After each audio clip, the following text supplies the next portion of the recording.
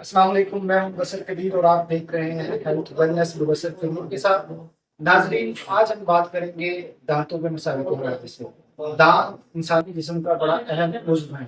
इनका सबसे अहम काम ग़िज़ा को हज़म करना और दूसरा अहम काम ये शख्सियत का रहने बनाना, यानी कि हंसी की वजह से आपकी शख्सियत में एक निखार होता है।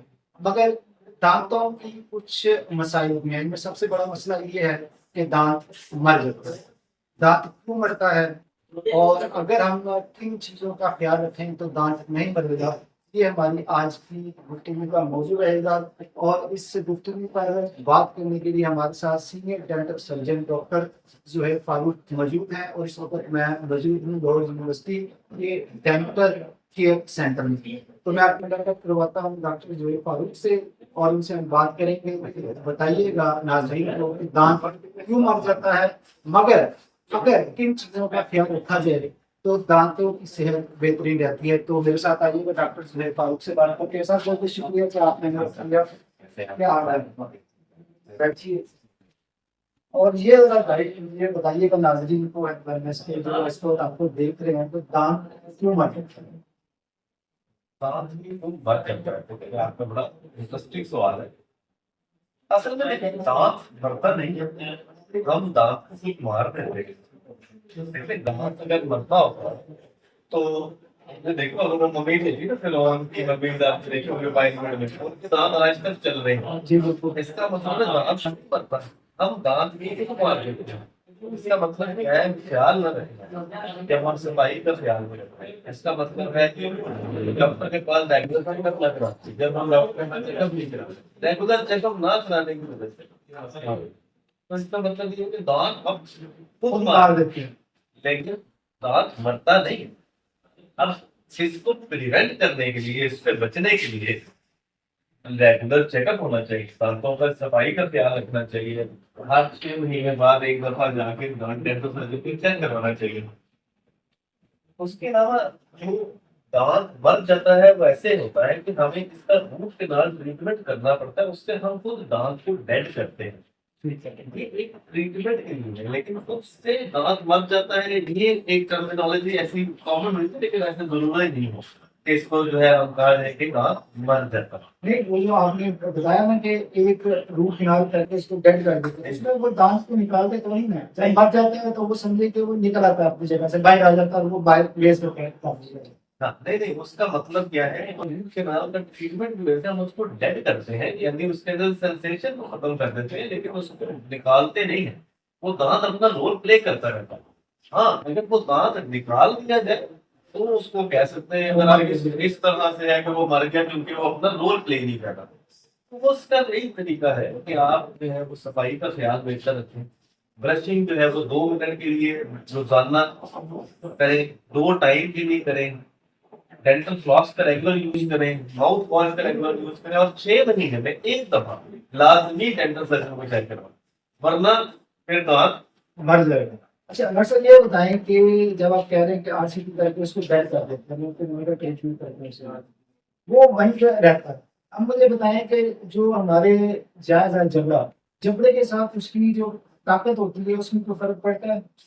देखिए, अगर हम दांत को जब निकाल देते हैं, जब दांत निकाल देते हैं तब ये जरूरी होता है कि हड्डी का जो लेवल है वो नीचे जाना शुरू होता है, क्योंकि दांत ने उस हड्डी को पकड़ा होता है। जब तक वो दांत उस जगह पे मौजूद रहता है तो आपकी जबड़े की हेल्थ को कोई इफेक्ट नहीं होता, क्योंकि वो जबड़े को पकड़े रखी हुई है उसकी जड़ें। रूट केनाल इसीलिए किया जाता है ताकि आपके जबड़े को भी बचाया जा सके और बाकी दांतों की सेहत का भी ख्याल रखा जाए। उस दांत को डेड करके उसके ऊपर जो है वो कौन चढ़ा दिया जाता है, उसको क्राउन कहते हैं। वो चढ़ा के उसको उसी जगह पे मौजूद रखा जाता है, जिसकी वजह से जो आपस में दांतों की स्पेस है वो भी नहीं खत्म होती, और जो च्यूइंग एबिलिटी है इंसान की वो भी खत्म नहीं होती। सिर्फ सेंसेशन खत्म करते हैं उसके अंदर से, कि उसके अंदर एक नर्व डाल देते हैं, वो सेंसेशंस खत्म कर देते हैं, लेकिन अपना वो रोल फंक्शंस प्ले करते रहता है। तो ठंडा गर्म ना लगता है, ना उसमें दर्द होती है, लेकिन वो एक अपना च्यूइंग एबिलिटी प्ले करता है। ये मिसाल एक देते हैं बड़े बुजुर्ग के, दांतों की कैफियत ऐसी होती है और दांतों का सिस्टम ऐसा है कि एक दीवार जैसा है कि अगर आप दीवार में से एक ईंट को निकाल दें तो तमाम दीवार ही नीचे गिर जाती है। वो मुहावरा इस पे भी इस्तेमाल करते हैं कि अगर आप एक दांत निकाल दें तो उसके बाद तमाम दांत को फोटो फाइल कराते हैं। इसमें कितनी सच्चाई है? नहीं जी, ऐसे ही तो खुद ब खुद बाहर तो बिल्कुल नहीं निकलते बाहर।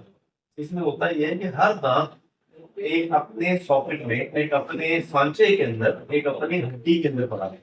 ऐसे नहीं है कि एक ही हड्डी है और उसी के अंदर से दांत निकला हुआ है, ऐसे गिरना शुरू हो जाएंगे, ऐसे नहीं है।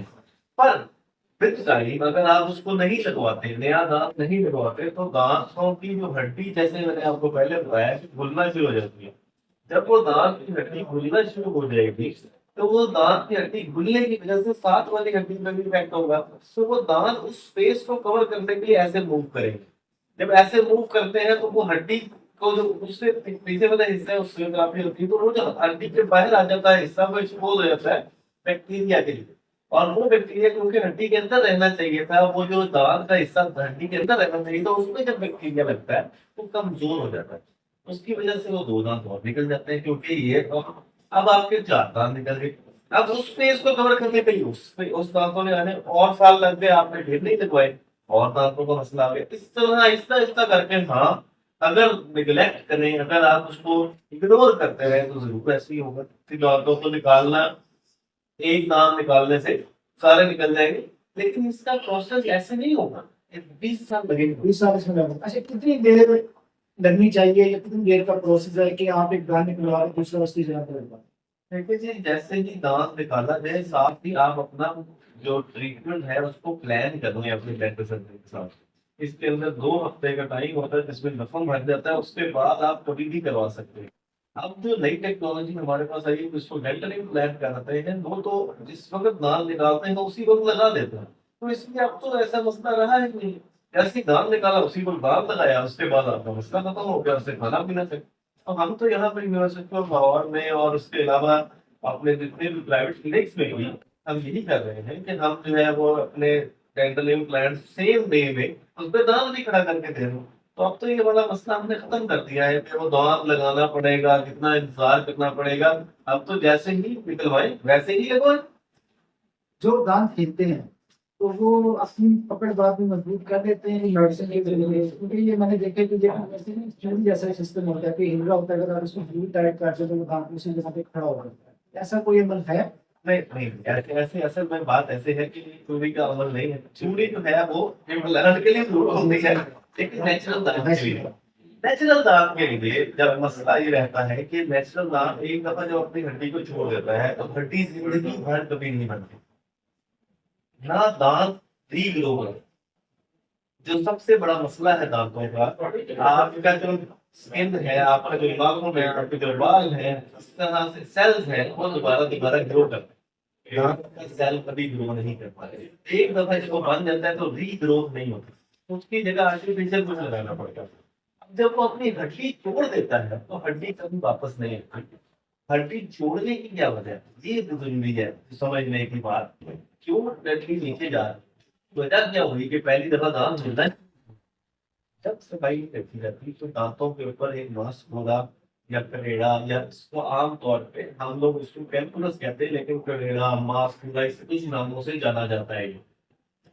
जब उसकी लेयर जमी रहती है, वो हड्डी को खाना शुरू कर देते हैं।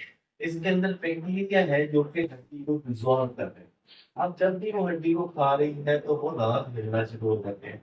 अब हड्डी का लेवल नीचे जाना शुरू हो जाता है।